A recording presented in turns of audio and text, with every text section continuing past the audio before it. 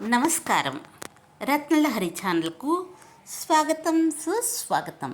నేను మీ లతని. భార్యాభర్తల మధ్య ఆకర్షణ అవసరమా?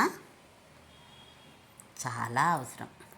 నేటి కాలంలో ఇది అత్యంత అవసరం. ఎందుకంటే మొగుడు పెళ్ళాల మధ్య బంధం 10 కాలాల పాటు పచ్చగా ఉండాలంటే ఆకర్షణ తప్పనిసరి.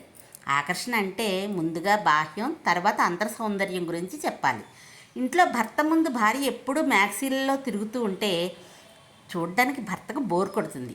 కోర్స్ బయటికి వెళ్ళినప్పుడు ఎలాగా అందంగా తయారవుతారనుకోండి, అంతలా నగలు గట్రా వేసుకుని ఇంట్లో ఉన్నప్పుడు తిరగక్కర్లేదు. కానీ ఒకరోజు చీర, మరొక రోజు చుడీదార్, తర్వాత రోజు పంజాబీ డ్రెస్, ఆ తర్వాత లాంగ్ ఫ్రాక్, ఇంకా ఎన్నో వెరైటీ డ్రెస్సులు మార్కెట్లో లభ్యమవుతున్నాయి.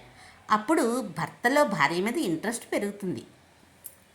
అలాగే భర్త కూడా ఎప్పుడూ లుంగీలతోనూ నిక్కర్లతోనూ ఇంట్లో తిరుగుతుంటే ఇంట్లో భార్యకు బోర్ కొడుతుంది. అందుకే భర్త ఇంట్లో ఉన్నప్పుడు చక్కగా టీషర్ట్లు, వెరైటీ డ్రెస్సులు వేసుకోవాలి. అవి ఇరువురికి నచ్చేలాగా కలర్స్ ఉంటే ఇంకా మంచిది.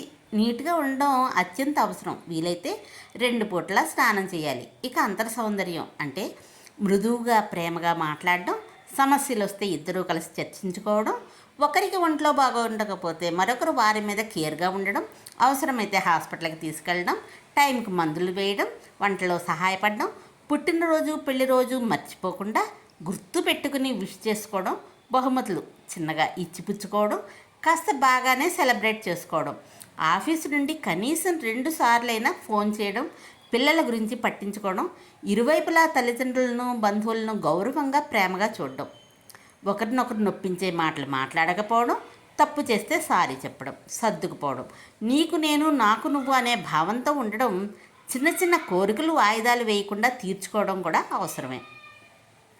జీవితంలో శృంగారానికి ప్రాధాన్యత ఇవ్వడం కూడా చాలా అవసరం.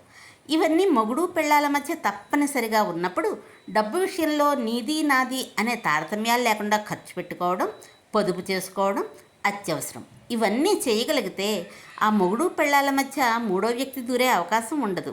విడాకుల ప్రశ్నే రాదు. ఏమంటారు? సర్వే జనా సుఖి